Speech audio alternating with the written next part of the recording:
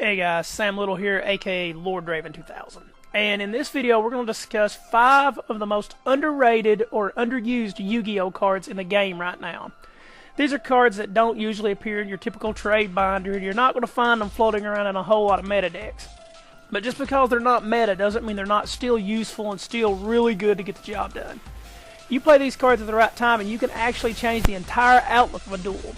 Now the first card I want to discuss is Yugioh Trio. The Yugioh Trio card is a staple in the Chain Burn series of decks, and I actually use it in my Nurse Burn deck.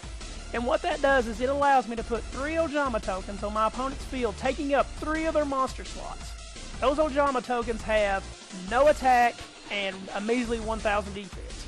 If you take one of them out, that's 300 damage you do directly to your opponent, so that's a good plus. What this really does as an effective card is, your opponent can't use these to tribute, and they can't use them for an Xyz summon. So if you play these at the right time when your opponent's got 2 other monsters on the field who aren't compatible for access to the extra deck, you can actually cut off your opponent's ability to use the extra deck. This is really good to cut spamming players who just spam the field and go crazy. This will really slow their game down and force them to do something differently. And what I found is most players who spam the field don't do nothing differently, so this card can really change how the game goes. The next card is Scrap Iron Scarecrow. Scrap Iron is a trap card that when you're attacked, you flip it up, negate the attack. But instead of going to the graveyard like other trap cards that have similar attributes, Scrap Iron flips back down. Now what that does is allow you to have added defense each round. But a really good part about Scrap Iron Scarecrow is, if it's on the field and your opponent knows it is, they're going to use their MSTs to pop Scarecrow, which is going to allow you to have other trap cards on the field in your back row that they're not going to be too concerned about because their primary objective is to get rid of this particular card. So it forces your opponent to play the way you want them to go, which is really, really good for taking out a player who's heavy on popping the back row. And right now the format is all about getting rid of the back row. So this card is really good for stopping that.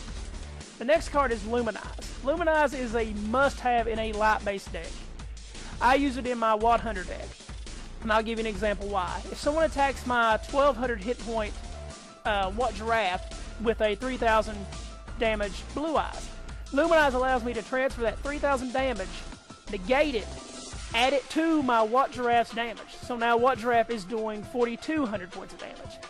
And that stays with that monster until the end of my next turn. So I'm going to be able to attack with my direct damage Watt Giraffe for massive amounts of damage. Luminize is really good when you have lower attack and defense light monsters and you need to keep them on the field for special summons or whatever you need them for. So Luminize is a must in a light deck. Next, Black Ship of Corn. Black Ship of Corn is still getting a lot of attention, but it's kind of slacked off from what it used to be. And what Black Ship does is, it's a really good beater, but its main effect is bring it out on a special summon, Xyz summon, drop a material, and remove one of your opponent's monsters that has 2100 or less attack, and deal 1000 direct points of damage to your opponent. And what's really making Black Ship of Corn so effective is a lot of players are going back to resorting to Marshmallow. And Marshmallow can be really tricky to get rid of if you weren't prepared for it. Black Ship will allow you to not only get rid of Marshmallow, but also inflict 1000 points of damage to your opponent. It's also really good if your opponent has a defense monster and you need to get damage over. Black Ship's a great way to go. And the last card I wanted to mention was Five-Headed Dragon.